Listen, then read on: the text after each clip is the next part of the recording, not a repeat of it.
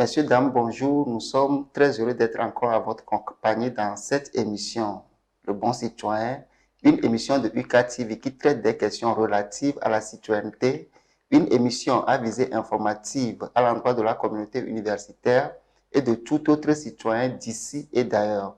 Pour l'émission de ce jour, nous parlerons de l'engagement des citoyens pour le développement des communes.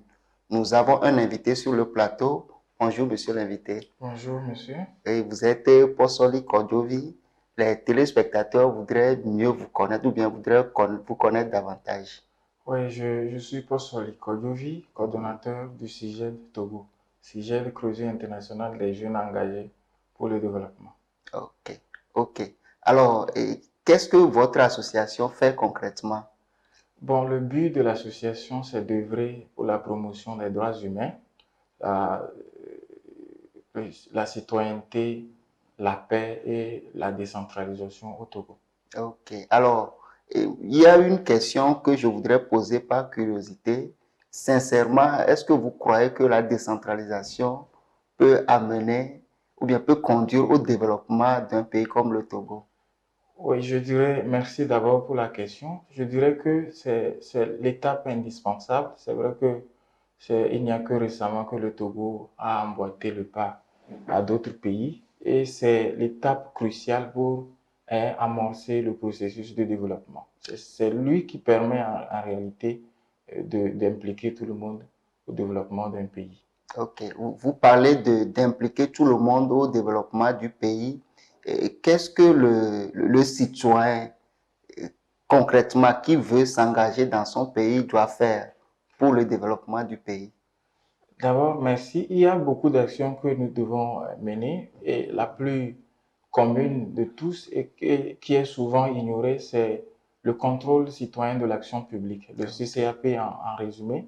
Et c'est ce mécanisme qui permet à tout citoyen de contrôler d'abord l'administration. Si nous parlons de la décentralisation, l'administration locale, les élus locaux, par-delà, si c'est sur le plan national, les décideurs politiques ou nos gouvernements. C'est cet outil qui nous permet d'abord de participer au processus de développement, mais d'exiger qu'on nous rende des comptes et que les décideurs puissent agir dans une responsabilité vis-à-vis de leur population. Ok, merci beaucoup. Vous parlez de contrôle citoyen. Qu'est-ce que le citoyen peut faire pour jouer son rôle dans ce contrôle citoyen dont vous parlez?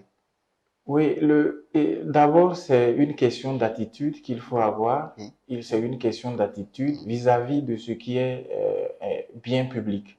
C'est-à-dire que quand nous confions le destin de notre pays ou le destin de notre commune, par exemple, à un politicien ou à un élu le politique, il faut qu'il puisse rendre compte.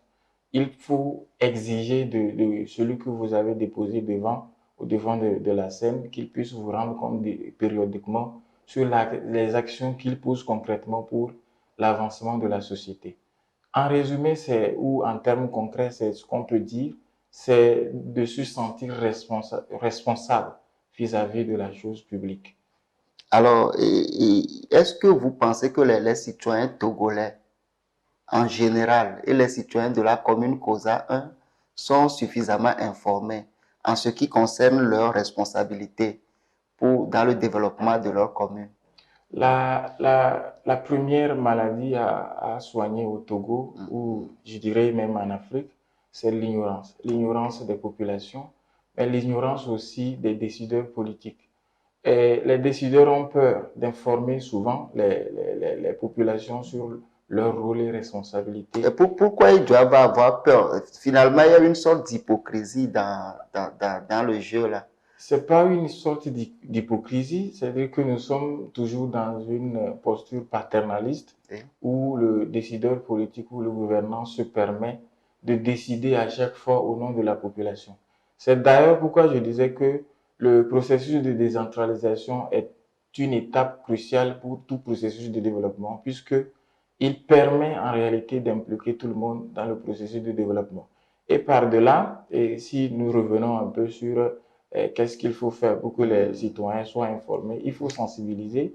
Et je m'en vais en même temps, par cette occasion, féliciter l'action de la GIZ qui a pensé à ce obstacle, l'ignorance donc, et en mettant en place les guides, un guide du citoyen. Un guide, ça va être promulgué ou vulgarisé très prochainement.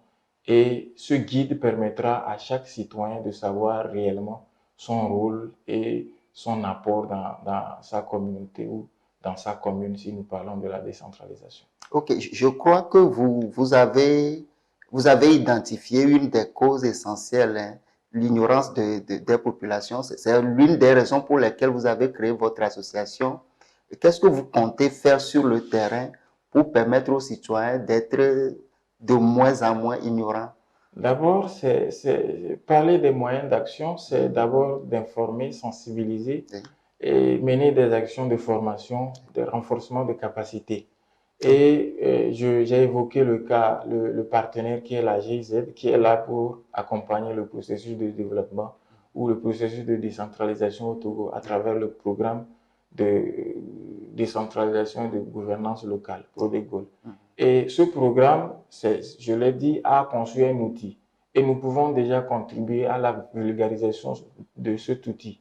Et il y a d'ailleurs plusieurs outils. Il y a l'outil à l'endroit des bureaux du citoyen. Oui. Ça aussi, c'est un partenaire créé dans le processus de développement ou dans le processus de décentralisation. Au-delà, il y a aussi le guide du citoyen que nous pouvons aider à vulgariser en organisant des séances de sensibilisation, des séances de renforcement de capacité des élus locaux sur la gestion de la chose publique. Voilà. Et il y a beaucoup de choses à faire. Il y a aussi nous sommes aujourd'hui à une web télé. Ça nous permet quand même de communiquer sur les actions. Je l'ai dit, quand c'est un peu plus personnel, mon objectif, c'est pas d'être toujours, comme on le dit, occupé, mais c'est de poser des actions efficaces. Des actions concrètes. Des actions concrètes. Dans des actions concrètes qui puissent apporter un impact à long terme. Du coup, si on vous suit très bien dans votre fonctionnement, vous serez en étroite collaboration avec la GIZ, les élus locaux et tous les partenaires qui œuvrent pour le développement des communes. Il n'y a pas que la GIZ. Il n'y a pas que la GIZ. C'est un partenaire qui accompagne. Pourquoi je l'évoque? Parce que c'est un partenaire aujourd'hui connu de tous qui accompagne le processus de décentralisation au Togo. Si vous voyez, notre but, c'est d'œuvrer pour les droits humains. Il y a aussi d'autres partenaires qui interviennent dans la promotion des droits humains, la paix et la citoyenneté. Aujourd'hui, nous sommes sur l'aspect de la citoyenneté, de la participation citoyenne. C'est pour ça, vous remarquez que je reviens un peu sur la GIZ pour étayer mes propos. Et voilà. Et au-delà, c'est un constat que nous avons fait du fait que le Togo a amorcé le processus de décentralisation, mais il y a une étape qui a été brûlée. Celle d'abord d'informer la population, de les former, de les sensibiliser d'abord à la réception du processus de décentralisation. Est-ce que, oui, vous parlez d'un défaut, mais je crois que avant même avant que le gouvernement ne lance le processus, on a vu sur plusieurs télés, plusieurs radios, des séances d'information à l'endroit des populations.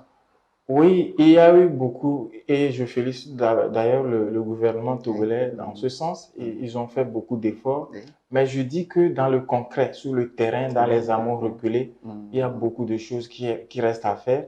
Et c'est le lieu aussi de remercier les partenaires de la société civile, les autres associations et les ONG qui interviennent dans le même domaine, qui font beaucoup aussi, mais le terrain reste aussi à baliser pour asseoir définitivement la décentralisation au Togo. Pourquoi je l'ai dit?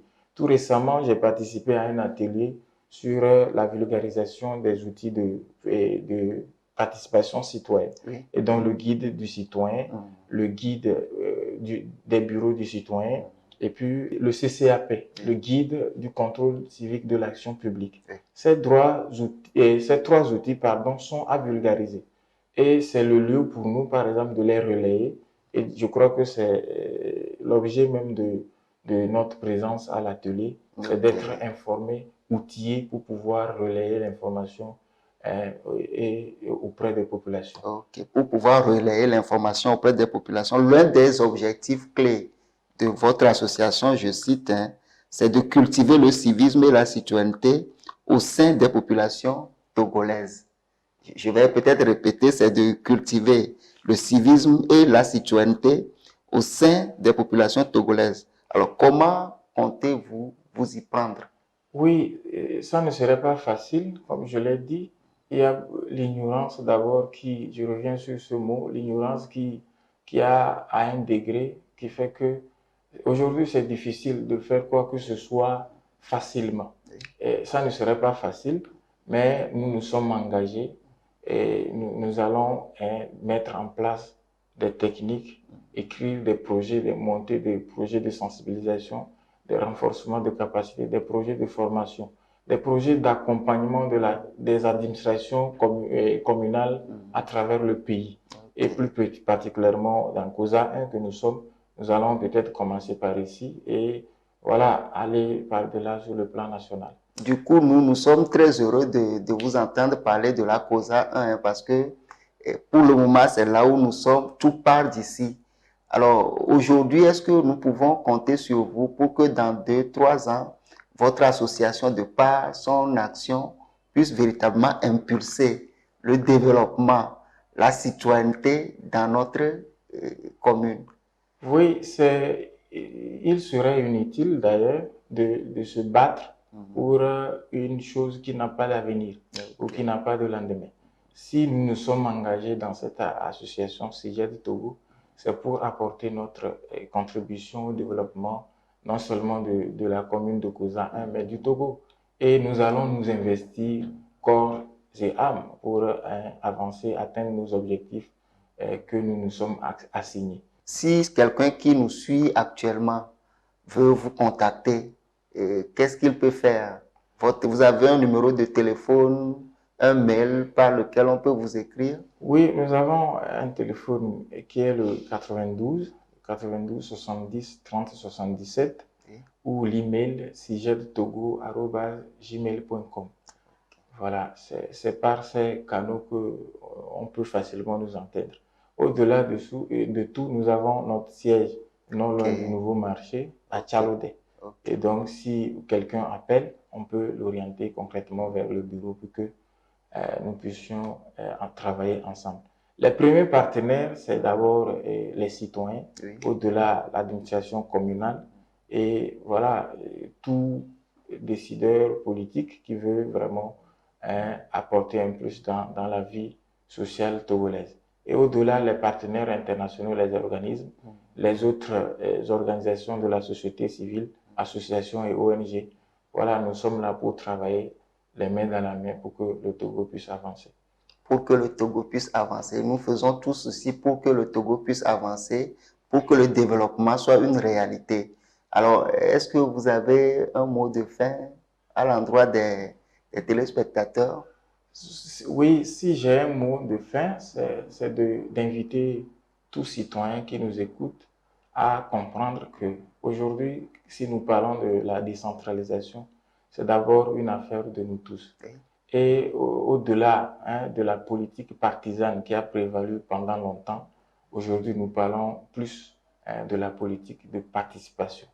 Qu'est-ce que nous apportons à nos communautés? C'est d'abord ce que nous nous apportons avant d'attendre des autres. Donc le développement doit être désormais inclusif et inclusif en ce sens qu'il doit impliquer toutes les couches sociales, les jeunes, les vieux, les personnes vivant avec un handicap, les femmes, au-delà les enfants.